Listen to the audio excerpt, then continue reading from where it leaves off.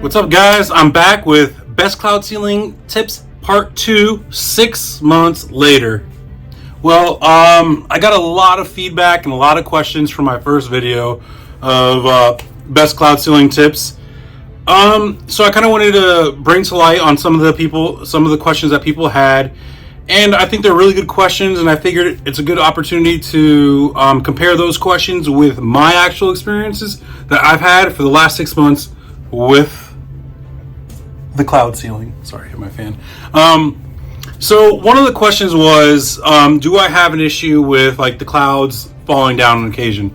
On occasion, I do get like a chunk or two here and there that fall. I really put that towards because I got excited when I was doing the project, and maybe I didn't spray enough adhesive on the cloud, or I didn't hold it against the ceiling long enough for it to really adhere. I mean, a good example on this little chunk that fell, like, I know you guys can't see it, but it's like the size of a quarter almost right here where I put adhesive. And there's nothing else anywhere.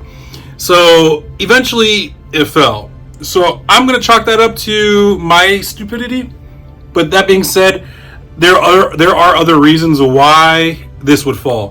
One of the reasons is temperature. If you're in a warm city like Miami, which I stated in my previous video, heat adhesives, they don't always like to work with each other, so sometimes it'll cause stuff to fall. It just loosens up the adhesive and it will fall. Another reason why I had a lot of mine fall was because I have a ceiling fan and I do have it on, so sometimes it's like it's snowing in here, you know. Especially if you have it on for a while, along with the lights, because sometimes the lights do emit a little bit of heat. I don't think that's really a lot of the heat, because LED lights really don't give off a lot of heat, so could be, I don't know. But from my experiences, I think that's what it really comes down to, is the ceiling fan pulls a lot of my clouds down. On occasion, like in this instance, it was definitely the lack of, by this instance, I mean this little gap right there. So that I definitely think was just the lack of adhesive I put on the clouds. So I think the huge thing is, when you're installing this stuff, you really have to just be patient with yourself in spraying the adhesive and holding on to the ceiling long enough so that way it sticks for a longer period of time. Now, a way to remedy this, which I've done and I haven't had any repeat offenders on this situation, is that I've just gone ahead and I use hot glue to kind of reinforce it. Now, you got to make sure when you use the hot glue to make sure you hit the poster board. So here I am, putting a little bit of hot glue in there. Let me put this down. I'll show you guys where I'm putting it. So I'm going to aim for this little corner where you see the poster board chilling right there. And I'm just going to take it and stick it in there. That's what she said. So yeah, you just want to hold it for a few seconds. Here, because it's hot glue, you want to wait for it to cool down a little bit, and try to be careful not to burn your hand when you're pushing on the hot glue, because it will push through the actual cloud stuffing material, and you will be able to burn. You'll definitely be able to burn yourself just a little bit. So that was like one of the main concerns that a couple of people had, and honestly, hot glue does the trick. Make sure you don't hit the ceiling with it though. Make sure you stay on the actual poster board. Another question I had was, do I have to use poster board? You don't have to use poster board, but it's probably better because, one, ceilings are porous. Two, they're dusty, and dust adhesive don't work. Porous surfaces, it leaves more room for the adhesive to fall off. Also, you really don't want to spray a lot of adhesive just on your ceiling. That might be a little too much. I know the Gorilla Glue doesn't really leave that much residue, because I use a Gorilla Glue, and sometimes I've had it hit my actual ceiling, which is fine on, you know, smaller terms. And temperature will come into play, and it's just better to go the route of stapling the poster board to your ceiling. At the end of the day, that's the best way to do it, and just hit this the poster board. And that way, at the end of the day, it's going to be so much easier to just clean up. You just pull it down, and that's it. You know, like, and it comes off in sections if it comes down to you having to remove it. Yeah, you'll have like little staple marks, but I feel like you can just fill that in with a little paint. Could be wrong. I haven't had to do it yet. Not really planning on doing that anytime soon. But anyways, so the next topic I had was the LED lights I use. I use Govee RGB IC. Cool thing about them is they're programmable, which you would do through the app. You have to download the app, and they have all kinds of cool effects. Someone was asking me, hey, can you send me a link to the effects?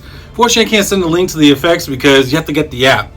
But they have like a whole effects lab. They have a whole community where people program their own effects, and then they put a video of their effects, and then you can actually go ahead and apply those effects to your actual Govee strip lights.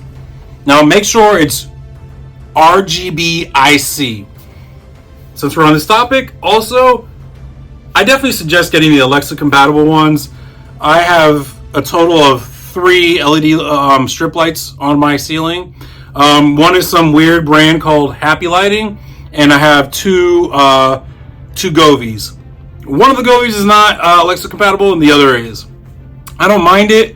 Like if I just need to come in my Vice room, like really quick, I'm just like, hey Alexa, turn on clouds, and it turns like the ring all the way around the perimeter of my ceiling, and it gives me just enough light. 9 times out of 10, if I'm gonna hang out in here, I go to the app anyways, and I mess around with the settings. I never keep it really the same, so that's something I do. But definitely go for the Alexa if you like the ease of use. Definitely Govee. I use 3 strands of LED strip lights. Someone was asking, my room is like a 10 by 15 room. One of them is 65 feet, and the 2 Govees are 35 feet strip lights. But they have the best effects. Dead ass serious. Like if you want the coolest effects, get Govee. They have everything. Like I love the lightning effect. I usually do the perimeter of my room lightning, and then I just have like random colors in the middle. I try to get like a cool storm type of like, I don't know, effect going on here, like Eye of the Hurricane or something. Another thing I would have to say is, I think, someone, I think that's it. Yeah, that's all I got for you guys. I